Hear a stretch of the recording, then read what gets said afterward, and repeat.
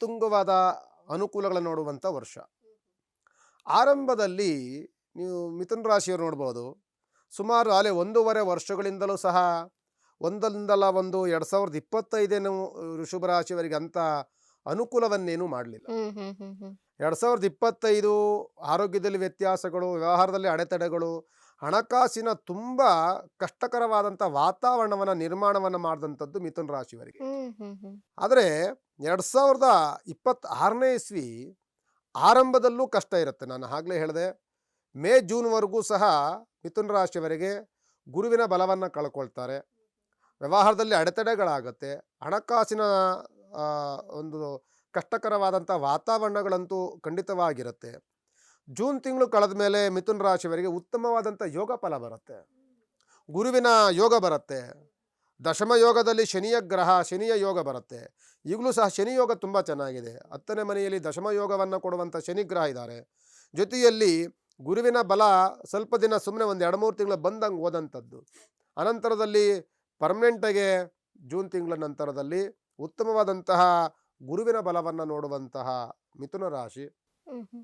ಜೊತೆಯಲ್ಲಿ ಮಿಕ್ಕಿದ ಗ್ರಹಗಳು ಸಹ ಯೋಗ ಫಲದಲ್ಲಿ ಬುಧನ ಯೋಗ ಫಲ, ಬುಧ ಆದಿತ್ಯ ಯೋಗ ಫಲ ಇದೆಲ್ಲವನ್ನು ಕಾಣುವಂತಹ ಮಿಥುನ ರಾಶಿ 2026ರಲ್ಲಿ ಆರಂಭದಲ್ಲಿ ಸಣ್ಣ ಪುಟ್ಟ ಸಮಸ್ಯೆಗಳು ಬಂದರೂ ಸಹ ನಂತರದಲ್ಲಿ ಉತ್ತಮವಾದಂಥ ದಿನವಾಗತ್ತೆ. ಇಷ್ಟಾರ್ಥಗಳು ಸಿದ್ಧಿಯಾಗುವಂತಹ ಯೋಗ ಫಲ ಸಿಗುತ್ತೆ. ಸಂಕಷ್ಟದಿಂದ ದೂರವಾಗುವಂತಹ ಸುಯೋಗಗಳು ತುಂಬ ಚೆನ್ನಾಗಾಗತ್ತೆ. ಶತ್ರು ಸಹ ಮಿತ್ರನಾಗುವಂತಹ ಯೋಗ ಫಲ ಸಿಗುತ್ತೆ. ಯಾವುದಾದ್ರೂ ಸರ್ಕಾರಿ ಕೆಲಸಗಳಲ್ಲಿ ಪ್ರಯತ್ನವನ್ನು ಮಾಡ್ತಿದ್ದಾಗ ಸರ್ಕಾರಿ ಕೆಲಸಗಳಲ್ಲಿ ಉತ್ತಮವಾದಂಥ ಅನುಕೂಲಗಳು ಜೂನ್ ತಿಂಗಳ ಮೇಲೆ ಆಗುತ್ತೆ.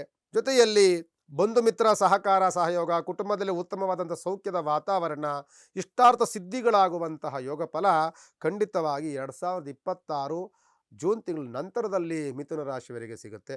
ನೀವು ಸಹ ಮಿಥುನ ರಾಶಿ ಅಧಿಪತಿಯಾದಂಥವನು ಬುಧಗ್ರಹ. ಈ ಮಿಥುನ ರಾಶಿಯವರ ಒಂದು ದೃಷ್ಟಿಯಾಗಿರುತ್ತೆ ಅಂತಂದರೆ ತುಂಬ ಟೆಕ್ನಿಕಲ್, ತುಂಬ ಚೆನ್ನಾಗಿರ್ತಾರೆ. ಅವರ ಆಲೋಚನೆಗಳು ತುಂಬ ಚೆನ್ನಾಗಿರುತ್ತೆ. ಎಲ್ಲ ಬೇರೆಯವ್ರಿಗಿಂತಲೂ ಸಹ 10 ಪಟ್ಟು ಈ ಮುಂಚೆನೇ ಅದು ಆಲೋಚನೆಗಳು, ಚಿಂತನೆಗಳು ಇವೆಲ್ಲವೂ ಸಿಗುತ್ತೆ.